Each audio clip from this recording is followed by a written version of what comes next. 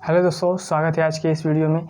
आज हम नया चैप्टर स्टार्ट करने वाले हैं द्विघात समीकरण, जो कि क्लास 10वीं के सिलेबस में आपका चैप्टर नंबर 4 गिवन है। ठीक है, तो क्वाड्रेटिक इक्वेशन को स्टार्ट करने से पहले यह समझते हैं कि द्विघात समीकरण का मतलब होता क्या है। ठीक है दोस्तों, द्विघात समीकरण जो आपका है ये चैप्टर 4 है।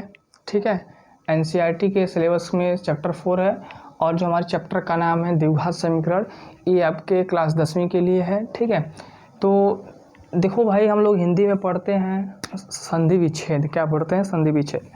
तो सबसे पहले समझते हैं कि इस द्विघात का मतलब क्या होता है। ठीक है, सबसे पहले क्या समझते हैं, इस द्विघात का मतलब क्या होता है। देखो भाई, जो द्विघात होता है वो दो शब्दों से मिलकर बना है। द्विघात कैसे मिलकर बना है? दो शब्दों से। ठीक है, पहला जो आपका शब्द है द्वि और दूसरा जो आपका शब्द है घात। द्वि का मतलब होता है दो और घात का मतलब आप लोग जानते ही हैं, घात होता है। घात का मतलब क्या होता है? घात में होता है जो डिग्री होता है, जो एक्सप्रेशन या वेरिएबल के पावर रहे या किसी कांस्टेंट के पावर रहे। तो भाई हमें उस इक्वेशन के बारे में पढ़ना है जो हमारा दो घातों से मिलकर बना रहे। जो हमारा दो घातों से मिलकर बना रहे, हमें उसके बारे में अध्ययन करना है दोस्तों। ठीक है, तो द्विघात समीकरण का मतलब समझ में आया। और समीकरण देखो वो होता है जिसमें इक्वल का साइन रहे। जैसे आपका x² + 2x + 5, ये आपका जो लिखा है ये बहुपद लिखा है। क्या लिखा है? बहुपद। ठीक है, द्विघात बहुपद लिखा हुआ है। ये आपका क्या लिखा है? द्विघात बहुपद लिखा हुआ है, क्योंकि इसमें हमें इक्वल का साइन नहीं दिया है। ठीक है, अब जब समीकरण, यही चीज़ समीकरण तब बन जाएगा जब आप इक्वल का साइन लगा देंगे। यही चीज़ समीकरण तब बन जाता है जब आप इक्वल का साइन लगा देते हैं। ठीक है दोस्तों, जैसे ही आप इक्वल का साइन लगाएंगे तो ये बहुपद से समीकरण बन जाएगा आपका। और द्विघात इसलिए हम बोल रहे हैं क्योंकि यहाँ पे देखो जो चर है, वेरिएबल है x। वेरिएबल क्या है आपका? x है। तो x के पावर क्या है यहाँ पे? 2, इसलिए यहाँ पे पावर 2 है, इसलिए यहाँ द्विघात समीकरण हो गया। इसलिए यहाँ क्या हो गया? द्विघात समीकरण हो गया। ठीक है दोस्तों, और एक चीज़ और, आपका जो 5 है ये तो कांस्टेंट है। ठीक है, ये तो सभी जानते हैं, अचर राशि जिसको हम लोग बोलते हैं। तो द्विघात का मतलब समझ में आया? दो घातों से बना हो उसे द्विघात समीकरण कहते हैं। दोस्तों पहले इसको सबसे पहले गणित में बेबीलोन वासियों ने अध्ययन किया था। पहले उन्होंने बताया कि जब दो संख्या आपके दिए रहे, उनका योग दिया रहे। ठीक है, और उनका गुणनफल दिया रहे। जैसे मान लीजिए हमें 2 और 3 का योग जो भी दिया है 5 दिया है, और 2 × 3 इसका प्रोडक्ट दिया है। मतलब दो संख्याओं का योग दिया रहे और दो संख्याओं का गुणनफल दिया रहे, तो आप उनको पता कैसे करेंगे? द्विघात समीकरण द्वारा। ये सबसे पहले बेबीलोन वासियों ने अध्ययन किया था। ठीक है, उसके बाद हमारे यूक्लिड जी आए। यूक्लिड, आप लोग यूक्लिड को जानते होंगे, उन्होंने ज्यामिति में बहुत बड़ा योगदान दिया है। दोस्तों जो यूक्लिड थे, उन्होंने ज्यामिति के थ्रू उन्होंने सूत्र स्थापित किया और उनके माध्यम से हमें बताया कि द्विघात समीकरण को हल कैसे करते हैं। लेकिन इसके बाद जो हमारे और भी मैथमेटिशियन थे, जैसे ब्रह्मगुप्त थे, उन्होंने सूत्र दिया। सूत्र आपका जैसे दिया, पहले तो क्वाड्रेटिक इक्वेशन का जो जनरल फॉर्म होता है ax² bx + c = 0। उन्होंने कुछ इस तरह का मतलब फार्मूला डिराइव किया और उन्होंने बताया कि इस फार्मूले की यूज़ से आप उनका x और x का वैल्यू निकाल सकते हैं। ठीक है, लेकिन जब हमारे श्रीधराचार्य हैं, आप सभी लोग श्रीधराचार्य को जानते ही होंगे, उन्होंने अपना फार्मूला खुद डिराइव किया और उसके थ्रू हम लोग किसी भी द्विघात समीकरण के मूल को ज्ञात करते हैं। ठीक है दोस्तों, तो ये द्विघात समीकरण के पीछे का कुछ कहानी था, जिसको अलग अलग मैथमेटिशियन ने अपना अलग अलग कॉन्सेप्ट दिया। ठीक है, तो दोस्तों ये बात हो गई पूरी कहानी कि द्विघात का मतलब क्या होता है। जो दो घातों से मिलकर बना रहे उसे द्विघात समीकरण कहते हैं। ठीक है, तो द्विघात समीकरण का जो मानक रूप होता है, मानक रूप, आपका जो मानक रूप होगा द्विघात समीकरण का, वो होता है ax² + bx + c = 0। ठीक है दोस्तों, यहाँ पे एक चीज़ ध्यान रखिएगा कि a आपका 0 नहीं होना चाहिए। अगर a 0 हो जाएगा तो आपका x² वाला टर्म गायब हो जाएगा, और जब यहाँ x² वाला टर्म गायब हो जाएगा तो द्विघात नहीं रहेगा, तब लीनियर हो जाएगा। ठीक है, रैखिक समीकरण हो जाएगा दोस्तों। तो इस बात को ध्यान रखिएगा, जब भी आपका मानक रूप दिया रहेगा तो इस फॉर्म में दिया रहेगा दोस्तों। ठीक, अच्छा, प्योर द्विघात समीकरण किसे बोलते हैं? शुद्ध द्विघात समीकरण। तो शुद्ध द्विघात समीकरण में आपका जो पावर रहेगा वो 2 रहेगा, बाकी ये वाला टर्म गायब हो जाएगा। तो शुद्ध द्विघात समीकरण, शुद्ध quadratic equation, pure quadratic equation क्या होता है मेरे भाई? ax square plus c equal to 0।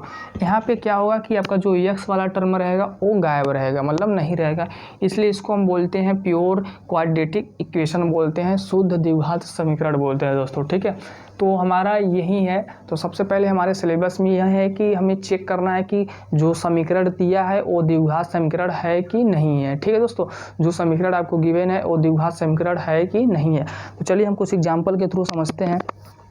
आपके पास डॉक्टर मनोहर बुक होगा, ठीक है, उसी के थ्रू आप समझेंगे और क्वेश्चन उसी में से जो भी रहेगा हम लोग उसको सॉल्व करेंगे दोस्तों, ठीक है। तो आई होप आपको थोड़ा सा समझ में आ गया है कि द्विघात समीकरण क्या होता है और हम लोग इसमें क्या पढ़ने वाले हैं।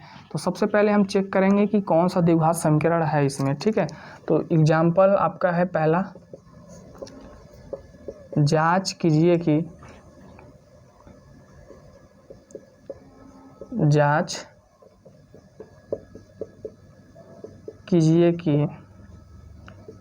निम्न द्विघात समीकरण है या नहीं, ठीक है या नहीं। तो दोस्तों ये कैसे करेंगे? पहला क्वेश्चन आपको यहाँ पे दिया है, क्वेश्चन नंबर 1 दिया है आपका, x - 2 का होल स्क्वायर दिया है plus 1 equal to 2x plus 3 दिया है, ठीक है दोस्तों। आपसे ये प्रॉब्लम की शुरुआत हो रही है यहाँ से समस्या कैसे है, समस्या को कैसे हम लोग सॉल्व करेंगे। तो पहले आपसे क्या पूछ रहा है? जांच कीजिए कि निम्न द्विघात समीकरण है कि नहीं।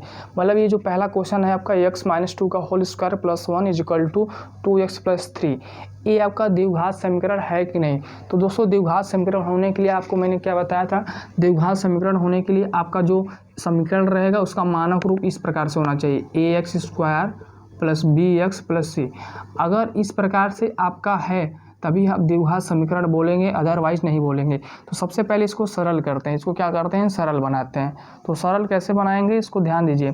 आप एक चीज़ जानते हैं कि a - b का होल स्क्वायर क्या होता है? a - b का होल स्क्वायर होता है a square plus b square minus 2ab, ठीक है दोस्तों, यही होता है। अब हम इसको ओपन करेंगे, इस ब्रैकेट को क्या करेंगे? ओपन करेंगे। तो क्या हो जाएगा? X square plus 4 minus 4x plus 1 equal to 2x plus 3 हो जाएगा कि नहीं बताइए। यहाँ से ये सारे टर्म को इस साइड लेके आइए, तो क्या हो जाएगा? एक्स स्क्वायर, अब देखिए 4 एक कितना हो जाएगा? 5, 4x plus 5 minus 2x minus 3 equal to 0, ठीक है। 2x और 4x जोड़ के कितना हो जाएगा? 6x हो जाएगा, माइनस 6x। अब 5 में से 3 जो घटा देंगे तो आपका 2 आ जाएगा, 0। तो दोस्तों आप ध्यान दीजिए, ये आपका x square minus 6x plus 2 equal to 0 कुछ इस तरह से दिखाई दे रहा है, कुछ इस प्रकार से है, तब यह आपका क्या है? द्विघात समीकरण है। तो लिखेंगे अतः दिया गया समीकरण द्विघात समीकरण है, ठीक है। और भी आगे क्वेश्चन है, आपको मैं बताता हुआ चल रहा हूँ। जैसे आपका दूसरा क्वेश्चन ये है, क्या दिया है? x into x plus 1 plus 8 equal to x plus 2 और x माइनस 2, ठीक है दोस्तों। अगर आपको कभी भी इक्वेशन इस तरह से दिया रहे और आपसे पूछे कि बताइए कि द्विघात समीकरण है कि नहीं, तो सबसे पहले उसको जितने भी ब्रैकेट रहें आपके उसको सॉल्व कर लिया करिए। सॉल्व करने से आपको पता चलेगा कि इस फॉर्म का है कि नहीं। अगर इस फॉर्म का रहेगा तब हम द्विघात समीकरण बोलेंगे, अदरवाइज नहीं बोलेंगे। अब चलिए क्या करेंगे, एक्स का अंदर मल्टीप्लाई कर दीजिए, तो क्या हो जाएगा? एक्स का करेंगे क्या हो जाएगा? एक्स स्क्वायर, एक्स का 1 में करेंगे x plus 8 equal to x का एक्स में करेंगे एक्स स्क्वायर, एक्स का 2 में करेंगे माइनस 2x, 2 का x में करेंगे 2x और 2 का 2 में करेंगे माइनस 4, ठीक है। आपको गुणा करने आना चाहिए, जो कि हम लोग कक्षा 9 में पढ़ के आए हुए हैं, तो कि व्यंजकों का गुणा कैसे होता है, ठीक है। अब ध्यान दो मेरे भाई, यहाँ पे देखिए ये वाला टर्म और ये एक्स स्क्वायर वाला टर्म गायब हो गया, ठीक है। और अब ध्यान दो भाई, जब एक्स स्क्वायर वाला टर्म गायब हो गया तो द्विघात समीकरण रहेगा नहीं। मैंने आपको कंडीशन क्या बताया था क्वाड्रेटिक इक्वेशन होने के लिए जो आपका x का पावर होना चाहिए मैक्सिमम 2 होना चाहिए। तो इस इक्वेशन में आपको कहीं मैक्सिमम पावर 2 दिखाई दे रहा है? नहीं दिखाई दे रहा है। तो आपका यह जो इक्वेशन है ये क्वाड्रेटिक इक्वेशन नहीं है, द्विघात समीकरण नहीं है। ठीक है, ऐसे ही आपको चेक करना है। अब एक एग्जाम्पल और लेते हैं, उसके हिसाब से समझते हैं कि कैसे द्विघात समीकरण को पता करते हैं। देखिए जी दोस्तों, एक और एग्जाम्पल ले लेते हैं हम, एग्जाम्पल नंबर 3। x + 2 का होल क्यूब बराबर x³ - 4। ठीक है मेरे भाई, ये जो है इसको पहले ओपन करो। इसको क्या करना है? ओपन करना है। ओपन करेंगे तो क्या हो जाएगा? बताइए कैसे ओपन होगा ये? x एक फार्मूला मैं आपको बता दे रहा हूँ, a + b का होल क्यूब क्या होता है? a + b का होल क्यूब क्या होता है? a³ + b³ + 3ab ब्रैकेट में a + b, यही होता है क्या जी? अब इसको ओपन करेंगे क्या हो जाएगा? ax³ 8 हो जाएगा प्लस यहाँ पे 3ab, 3 × x × b आपका क्या है 2, और x + 2 = x³ - 4। ठीक है, देखिए यहाँ से x³ कैंसिल हो जाएगा तो बचेगा क्या? 8 + 3 दूनी 6, 6x² मल्टीप्लाई करिए अंदर, 6x में इसमें करेंगे तो 2 में करेंगे तो क्या हो जाएगा? 12x - 4। ठीक है, यहीं आ गया आपका। और क्या आ रहा है मेरे भाई? इस -4 को इस साइड लेके आइए तो क्या हो जाएगा? 6x² + 12x और 8 4 कितना हो जाएगा? 12 बराबर 0। तो दोस्तों ये आपके किस फॉर्म का है? ये आपके ax² + bx + c = 0 के रूप का है, ठीक है। अतः दिया गया समीकरण